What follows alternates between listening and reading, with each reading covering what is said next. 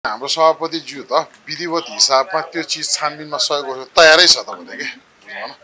खाली अलिकति राज्यको दुरुपयोग गरेर त्यो भनौं न प्रशासनलाई दबाब दिएर नगरोस् भन्ने कुरामा त स्पष्ट नै हो। त्यो होइन।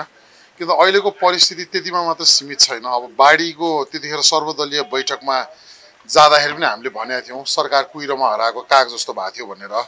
4 जना मान्छे छानामाथि बसेर 4-5 घण्टा हारगुहार गर्दा नभएको चिजहरु विपदको तयारी नभएको अब त्यो चाडबाड भएर बिचमा अलिकति त्यो कुरा डाइल्युट भएको तर विपदको पूर्व तयारी नभएको र त्यो भन्दा पनि अहिले अलिकति दुईटा गम्भीर विषय चाहिँ के देखियो भन्दाखेरि एउटा चाहिँ जो मान्छे भनौं न एउटा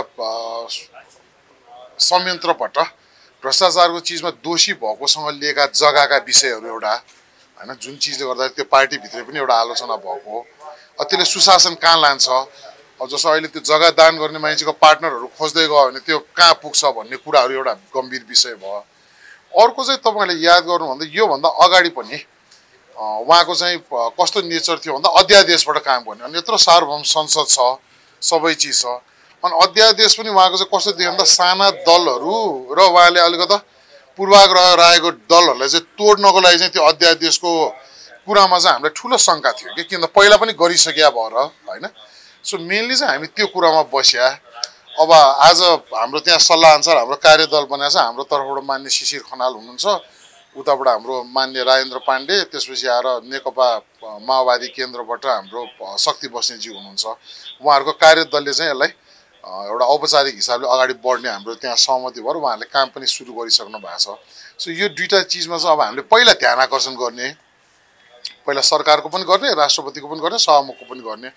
तर अब त्यसमा पनि उहाँहरुले त्यो पहिला जस्तै अलिकति अधिनायकवादबाट त्यो राज्य दुरुपयोग गरेर पेल्ने नै जस्तो भयो भने चाहिँ हामीले अलिक गम्भीर तरिकाले चाहिँ विशेष अधिवेशनको माग गर्ने।